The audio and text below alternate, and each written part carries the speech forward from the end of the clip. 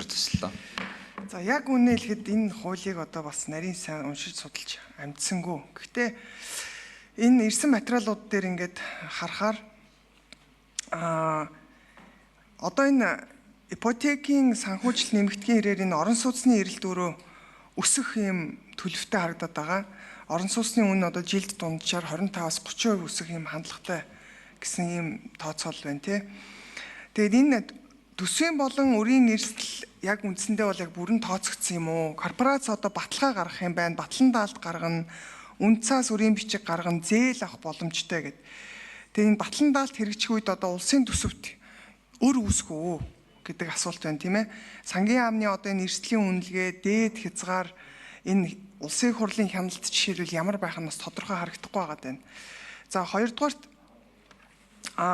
ипотекийн батлан даалтын хүүсвэрийн нийлүүлэлтгээд энэ дэд бүтцийн бэлэн байдалгүйгээр нэмэх юм бол эрэлтээ бас одоо эрэлтийг дэмжиж орон сууцны үн өсөх эрсдэлтэй байгаа. Тэгэхээр энэ үн докторжуулах одоо янз бүрийн бодит нэмэгдлийг одоо хэмжих тийм хэмжээр үзүүлэлт KPI бас байна уу гэдгийг асууя.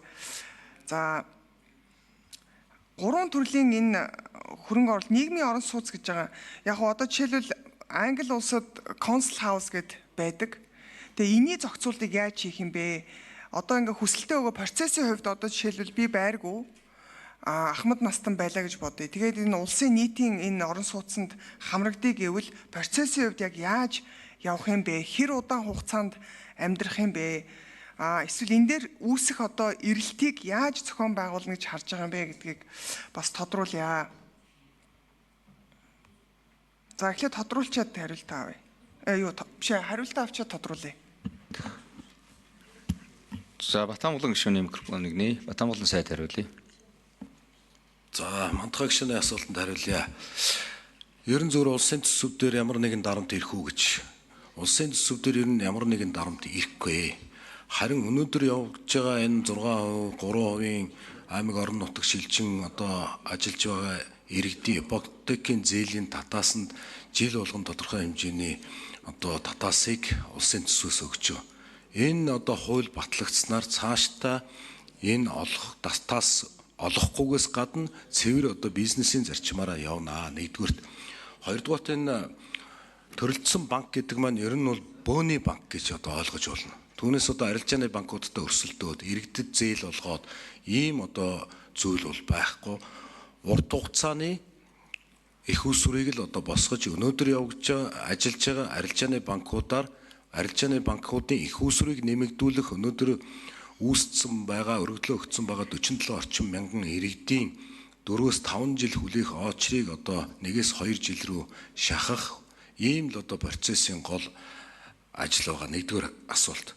Хоёрдугаар асуулт тэр тантай яг санал нэг байна. Тэр Англид явагдаж байгаа тэр түрээсийн орон сууцны энэ асуудлууд, ипотекийн асуудлуудыг бид нэлээд олон газруудад олон улсын судалгаанууд бид хийгдсэн. Тийм учраас яг өнөөдөр үндэсний орон сууцны корпорац байгуулагдсанараа энэ дахиад нэг одоо шинэ байгууллага байгуулах гагвэ. Өнөөдөр жишээ нь Нестле орон сууцны корпорац одоо Нестлеийн Улаанбаатар орон сууцны юу ч үл ингээд нэлээд хідэн төрийн орон сууцны корпорац гэсэн нэлээд хідэн байгууллагуудын чиг үүргийг нэгдсэн нэг ойлголттой давхардалгүйгээр болгож өөрчлөн байгуулж татан буулгах замаар энэ үндэсний орон сууцны корпорац ажиллах юм. За энэ үндэсний орон сууцны корпорац энэ иргэдэд бол зээл олгохгүй. Өнөөдөр газар чөлөөлтөн дээр ажиллаж байгаа, дэд үтсээр ажиллаж байгаа үндэсний хэмжээний дунд жижиг компаниудыг тэр дэд үтсийхт нь тэр барилга орон сууц барихт нь бас бэлэн мөнгө олгохгүй. Зүгээр батлан даалт гаргах журмаар арилжааны банкудад батлан даалт гаргах журмаар энэ дотоодын компаниудыг дэмжиж төр одоо хувийн хвшил хамтарсан энэ одоо үйл ажиллагаа явуулна гэж ингэж одоо харж байгаа. За дараагийн тэр нөгөө юуны асуудал ипотекийн зээлийн асуудал. Өнөөдөр одоо өнгөрсөн хугацаанд ипотекийн зээл авсан нийт иргэдийн дундаж нас 36 нас байгаа.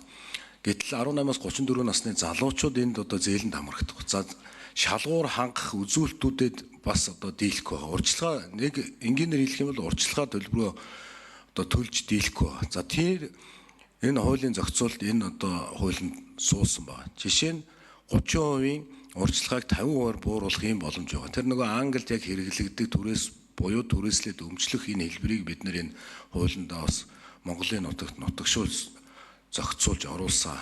Энгийнээр хэлэх юм бол өнөөдөр одоо 100 м квадраттай байрыг 50% нь ипотекийн зээлэнд хамрагдана, 50% нь түрээслээд өмчлөх энэ хэлбэр лөө одоо иргэний өөрийнх нь одоо санхүүгийн боломж дээр тулгуурлаж хийх ийм одоо зохицуултууд явсан. Тэр гэрээ хийж байгаа тухайн үеийн нөхцөлийн зах зээлийн үнэлгээгээр энэ 10 жилийн дараа 20 жилийн дараа төлбөрөө хийхдээ тэр үнэлгээгээрээ оруулах ийм одоо олон давуу талуудыг энэ хуулийн зохицуултанд бас оруулж өгч байгааг хэлье. За мандах гишүүн тодруулъя. Мандах гишүүн. За тэгэхээр энэ нөгөө нэг 315 тэрбум төгрөг гэсэн нэг юм зарлалын тооцоон дээр байсан. Тэгэхээр энэ орон сууцны татаас дэд бүтээц гэ та түрүү хэллээ шүү дээ, газар чөлөөлөл тэгээд батлан даалт хэрэгжих үед яг энэ болцсошгүй ер нь өр төлбөрийн тооцоо ер нь яг юу гэж гарсан юм бэ гэдгийг нь бас холбогдох хүмүүсээс нь асууя. За ер нь ийм өр төлбөр гарах уу? Хоёрдугаарт корпорацийн энэ төлөвлөлт, санхүүжилт, баталгаа, төслийн санхүүжилт, сонгон шалгаруулалт, орон сууцны сангийн хуваарлт гэдэг энийг олон чиг үүрэг ингээд давтсан байдлыг одоо хариуцах юм байна. Тэгэхээр энд одоо янз бүрийн ашиг сонирхлын зөрчлөөс хамгаалах ямар зохицуултыг оруулж ирэх юм бэ гэдгээс за 3 дугаарт энэ түрүүн хэлсэн нийгмийн орон сууц нь 50% юм байна. Хөлсний орон сууц нь 15% юм байна. За тэгээ хөлслөөд өмчлөх орон сууцны хувь хэмжээ нь хэд вэ? Тэгээ энийг ямар судалгаагаар тооцоогоор одоо үндэслэж гаргаж ирсэн юм бэ? Энэ нь өөрөө зорилттой бүлгийн бодит хэрэгцээнд яг За ажлын хэсгийн нэг номерыг өгье. Мандах гишүүний асуултанд хариулъя. Хот байгуул барилга орон сууцчлалтын яамны инженерийн хэлцээнд харах болтолд за батлан далд гаргахыг бол корпорацууд өөрийн тогтоосон дүрмийн сангийнхаа хэмжээнд бол тооцшил бол одоо батлан далд гаргахаар тооцсон. За мөн дээрэс нь өөрийн дүрмийн сангийн 20-с одоо хэтрхгүй хувь дээр нэг төсөл дээр батлан далд гаргах зохицуултуудыг бол оруулж ирсэн байгаа. За мөн зээлийн батлан далдын сангийн хуультай холбог адилханаар өөрийн одоо их усөр дүрмийн санг 20 дахин нэмэгдүүлсэн хэмжээнд тийм батлан далд гаргах нөхцөлийг бол зохицуулж байгаа. Тэгэхээр энэ дээр бол тааруулаад зээлээ олгоно. За нийгмийн орон сууц маань бол тухайн төслийн 5 хүртэл хувь дээр байгаа. За 15 хүртэл хувь дээр нь бол хөлсний орон сууц, за 25 хүртэл хувь дээр нь бол хөлслөө дэмжлэх орон сууц байгаа. Энэ тооцоо хувь хэмжээ гаргахдаа бол тухайн төслийн өөрийнх нь өртөг дээр нь суурилж одоо зорилтод бүлэгдэж чиглэсэн орон сууцныхаа хувь хэмжээнд дээр нь тооцсон. Яг нийгмийнхаа одоо бүлэгтэн тааруулсан тоогоор биш илүү төслийнхаа илүү үр ашигтай урт хугацаанд санхүүгийн байдал доктортой байх үүднээс нь энэ тооцоолыг бол гаргаж оруулсан байгаа.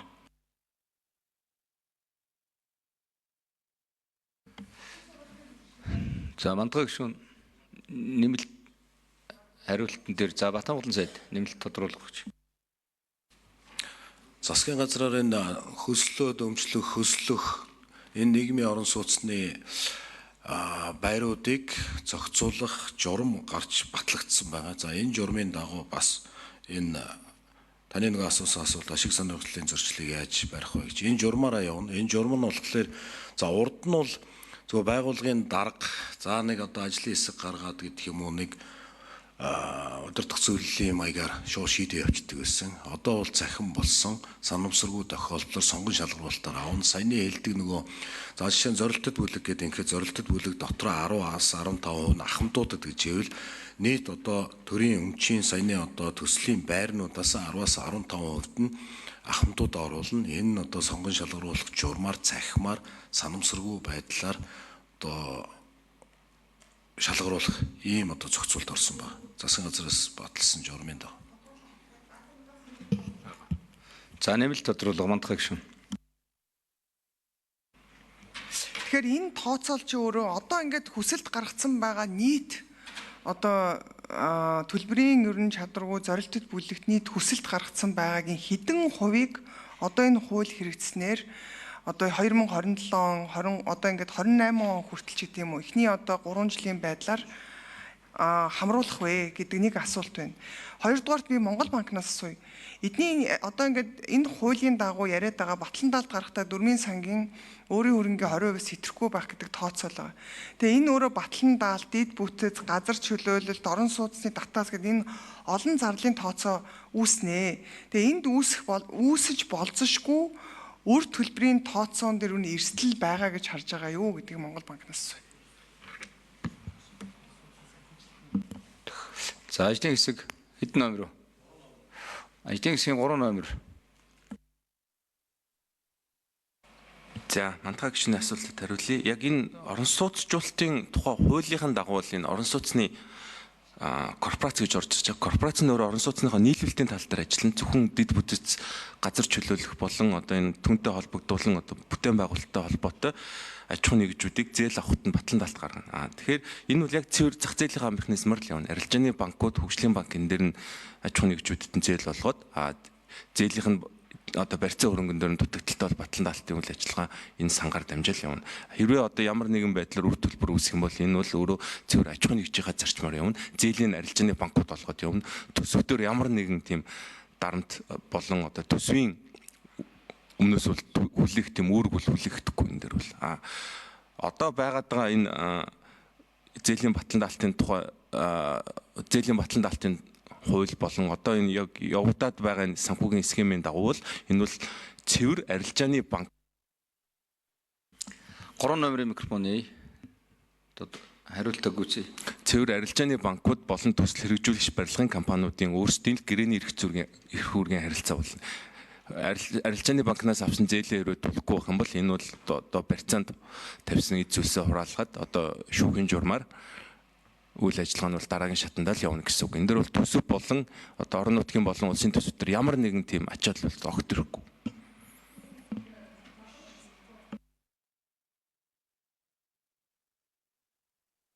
За Сэддүр жигшүүн.